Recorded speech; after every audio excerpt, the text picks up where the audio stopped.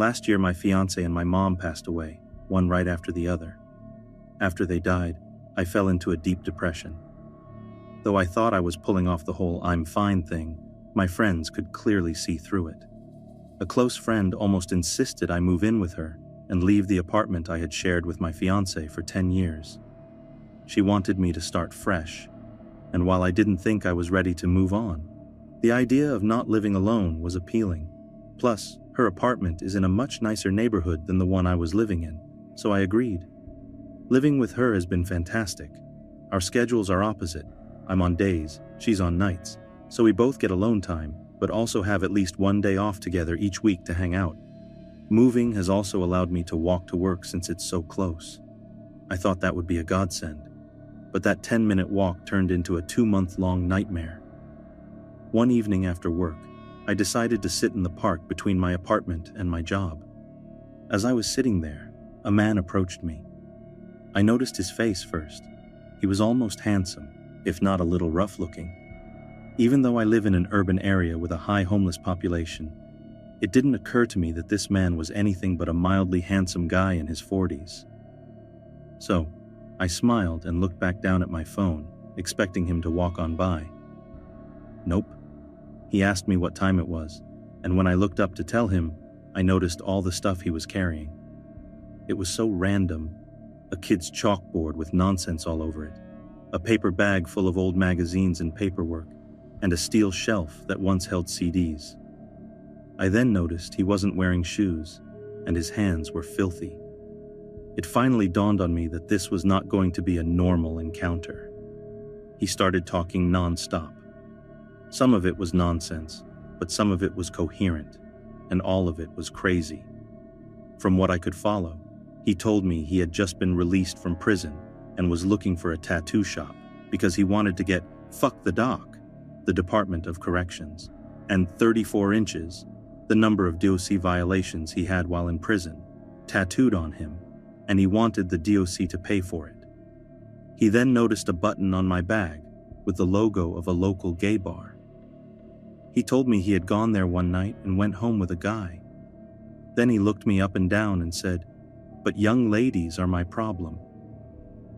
I gathered my stuff and left immediately. I love this apartment, but it has its drawbacks, which became glaringly obvious after this encounter. The apartment is on the first floor. I love it because you can walk out the sliding glass doors, one in the living room and one in my bedroom, right onto an awesome gated patio with tables and grills for barbecuing. It's great in the summer. I now hate it because it's right on the street, and the fencing is clearly very easy to scale. One very early morning, around 5 a.m., I heard a man scream, "What the fuck are you doing?" So loud and so close that it woke me up from a dead sleep. I legitimately thought it was coming from inside my bedroom. It turned out to be coming from outside. A neighbor had been leaving for work and discovered the man from the park sleeping against my sliding glass door. The dude got scared off. My neighbor checked on me, and once I calmed down, I chalked it up to a messed up coincidence. 2 weeks later, I was sleeping, and at some point, this man came onto the patio and started tapping on my sliding glass door. I honestly just lay there, frozen in fear, until he escalated to full-blown kicking the glass. I turned the light on to grab my phone, and he took off. I called the police, and they came over to take the report and review the footage from the building's cameras. The footage confirmed it was the man from the park, and more disturbingly, the hallway cameras showed that on more than one occasion, he had slipped into the building behind a resident and sat in the lobby for several hours, at one point trying my doorknob and my neighbor's doorknob to see if they were locked. He even went so far as to hide in the little mailbox room when he saw my roommate coming in from work. The police think he either followed me from the park or had just happened to notice me at one point when I was on the patio. It's been a few weeks, and I haven't seen him, and no one has reported seeing him in or around the building.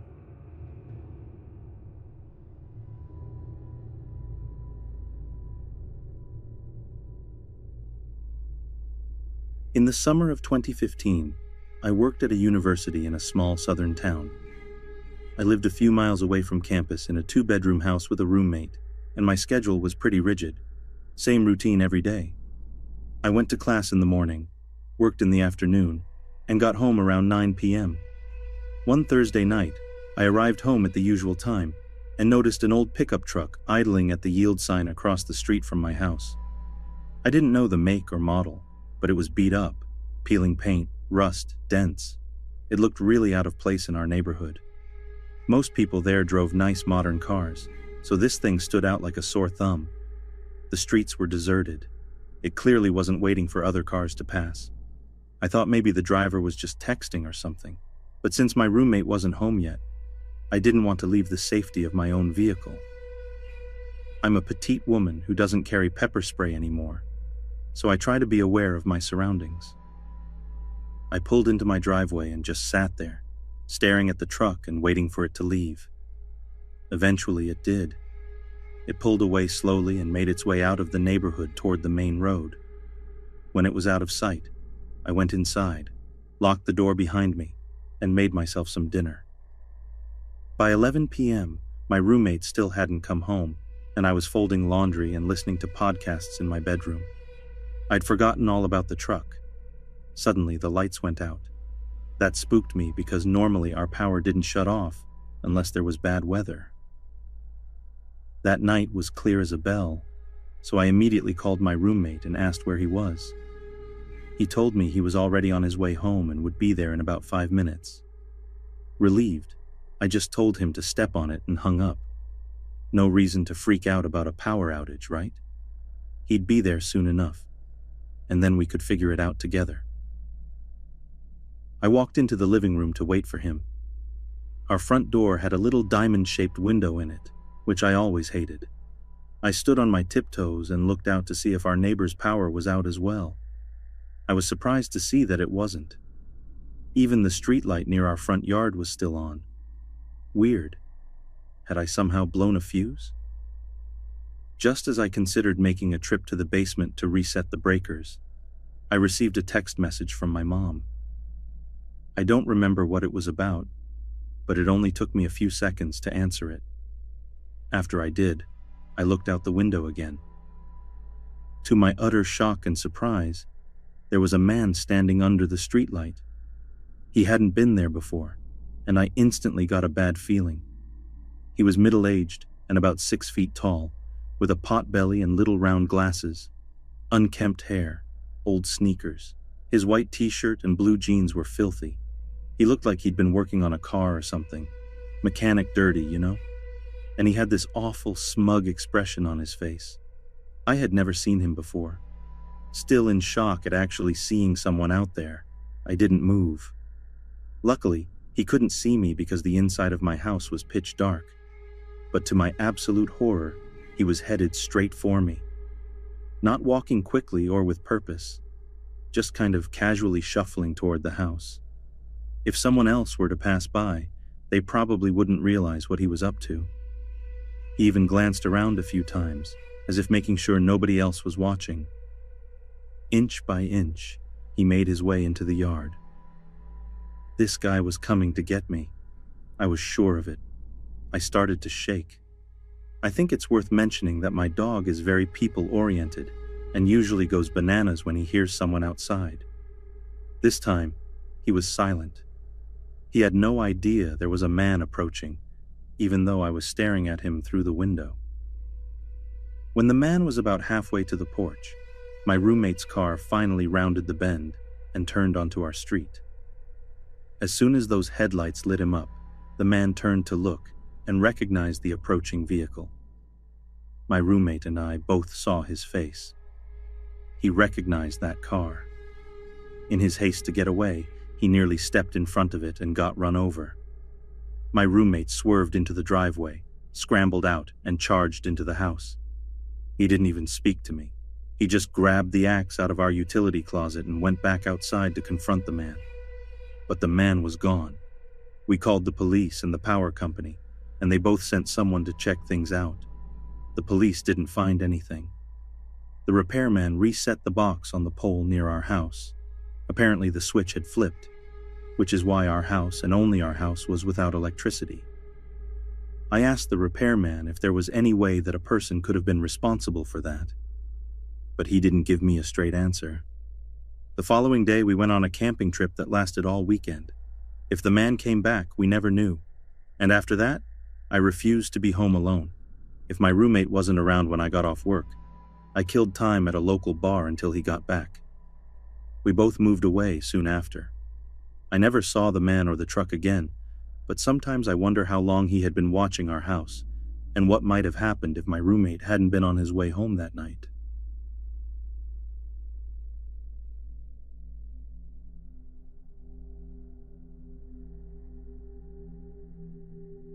This happened to a friend of mine who lived in the same neighborhood as me when we were about 8 years old. My friend, E, and her family lived just a few houses down the street from mine. We lived in a neighborhood where almost everyone knew each other. The biggest worry we ever had was that some outsider would come into the neighborhood and cause trouble. Some people left their homes unlocked because we felt that safe. There was an incredibly nice family that lived directly across the street from E's house. A mom, a dad, a 16-year-old son, and their other mentally challenged son who was 22 years old. I'll call him Tim. Tim was always home because he wasn't employed due to his disability, but his parents worked full-time, and his brother was in school. All day, every day, he would be outside waving and smiling at anyone who drove or walked by. Big smiles, showing all his teeth and sometimes giggling, just out of pure excitement and happiness at interacting with other people since he spent most of his time alone. He was not creepy. One day, E was sick and didn't go to school. Even though she was only about 8 or 9 years old, E was allowed to stay home sick by herself. Plus, her mom was going to be home around 2 p.m. since she only worked part-time, and the neighborhood was safe. E locked all the doors, except the one that led into the garage. They used this as their front door because it was easier in those cookie-cutter homes to just open the garage, pull in, get out of the car, close the garage, and walk into their house through the unlocked door that led from the inside of the garage to the inside of their home. This is obviously not the safest way to protect your home from intruders, but we literally all did it, as if a flimsy garage door could keep anyone from getting in if they wanted. The worst part is that they had an outside cat and kept the garage door cracked just enough for him to get inside for his food or shelter if he needed to. So, E's asleep, feeling sick and with a fever. All the doors and windows are locked, except the door leading to the cracked garage door. Tim was bound to know she was home alone since he was outside the front of his house all the time. E wakes up to pounding on the front door. Startled, she walks downstairs and looks through the peephole. It's Tim. She cracks the door open, and he says something along the lines of how he notices everything and would guard her home since she's home alone. She said thanks, but there was no need, and to have a good day, it was beautiful weather. He looked pissed. He got angry and said, "You think I can't do it because I'm dumb, but you watch and see, 'cause me ain't dumb." She said sorry and that she didn't mean it like that, but she had to rest now. She dozed off and woke up to a noise downstairs in the kitchen, the room the door from the garage led into. She hadn't heard the garage door open, but she was sick, so she figured she was deep in sleep and just hadn't noticed. Completely disoriented from time, she looked over at the alarm clock. It was 10:20, way too early for her mom to be home. At that moment, she heard noises again downstairs. She didn't call out. She had been sleeping in her parents' bedroom and ran into their bathroom, slamming the door, loudly. Then she remembered their bathroom door had no lock on it. The noise she made slamming the door alerted the intruder to where in the house she was, and big footsteps started coming upstairs. She moved quickly and quietly to her parents' closet, which was on the other side of the big room. She closed the doors and hid behind some clothes, all the time thinking about how someone would have gotten inside. She remembered that the garage door was cracked for the cat, slightly, but not enough for a thin person to slip underneath. Tim walks into the bedroom. Tim is tall and thin. She can see him through the slatted closet doors. She sees he's holding a knife and did everything she could not to scream. He quickly went to the master bathroom where she was just moments before. These cookie-cutter houses only had about 3 floor plan layouts, so it wasn't hard for him to find. He looked inside the bathroom and didn't see her. Then he started making loud, throaty noises, like someone would if they were frustrated and angry, while pacing the entire house. She stayed in the closet for hours, even after she heard him exit through the front door.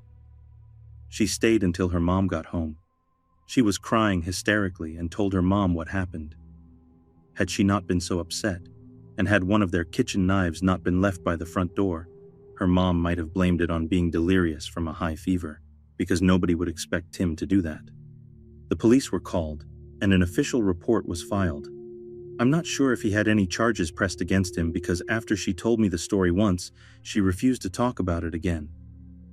I overheard her parents a few times talking about the situation to my own parents, but never heard what the consequences were. E was so traumatized she went to therapy afterward for several years, and still wouldn't talk to anyone about it because she didn't want to remember or relive the experience.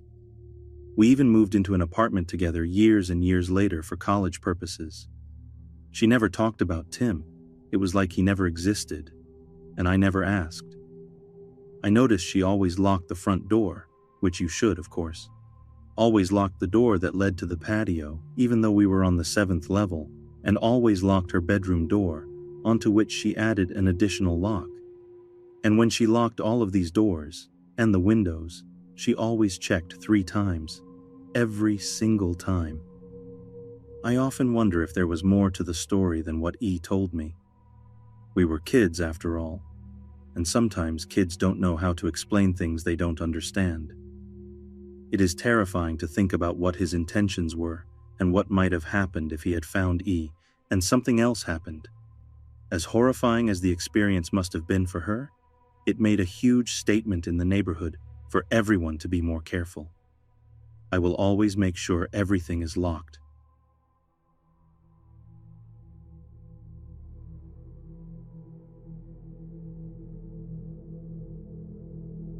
One summer, my cousin and I were riding our bikes back from the local corner store, something we did often because that store had the best subs. My house was only about 5 minutes from the store, and we always took the hill so we could coast down it. On this particular Saturday, the hill was under construction, so we had to go the long way back home, which would take only an extra 5 minutes. We got our subs and hopped on our bikes to pedal back to my house. I had music playing on my speaker, and we were laughing and singing along when I spotted a pickup truck trying to come up behind us. We were splitting the road, so I told my cousin to stop and wait on the side so the truck could pass us. The truck slowly went by, and once it did, my cousin and I pedaled off towards home again. I saw the same truck go into a parking lot and turn around. I wondered what they were doing there. I live in a very ethnic neighborhood that's mainly African American and Hispanic, and the men sitting in this truck were white. They had an American flag and a Confederate flag, and that's when I became extra cautious about this particular bike ride. My cousin and I were about 11 and 12 years old, me being the older one, and we are both African American females. At this point, I started to panic. I told my cousin to be wary of the truck and let's go. As we pedaled off, the truck started its engine and pulled out onto the road. By this time, I believe they realized we were onto them, so they began driving faster. My bike was built for speed, but my cousin was on my mom's bike, and it wasn't the easiest thing to pedal. I told her that instead of trying to outrun them, we should outsmart them.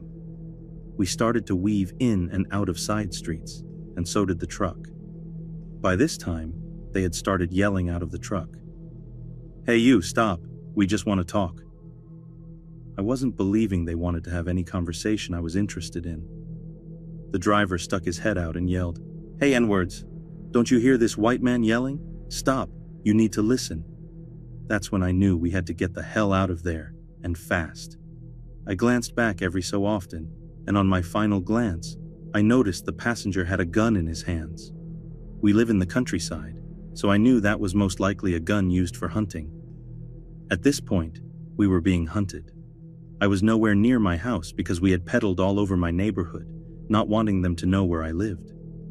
We had pedaled for our lives, and the truck was gaining on us, running stop signs and everything. Somehow, we managed to gain some space between us and the truck. My cousin and I darted behind a church and hid. We saw the truck slowly go by us, and they didn't notice us. They stopped their truck, and I was terrified they were going to get out, but thankfully, they never did. However, I did hear them say, "Damn, they are harder to catch than wild animals," to which the other guy responded, "They are wild animals." They laughed and made more comments about how if they caught us, they would make sure we knew they were superior. I was disgusted by their comments, and I wanted to say something, but I knew better. We waited another 15 minutes or so to make sure the truck was truly gone and not just waiting for us somewhere. My cousin looked like she was going to have an asthma attack at any second, so I knew I had to get her home. We finally managed to pedal home safely. A quick 5-minute ride home turned into a 35-minute ordeal.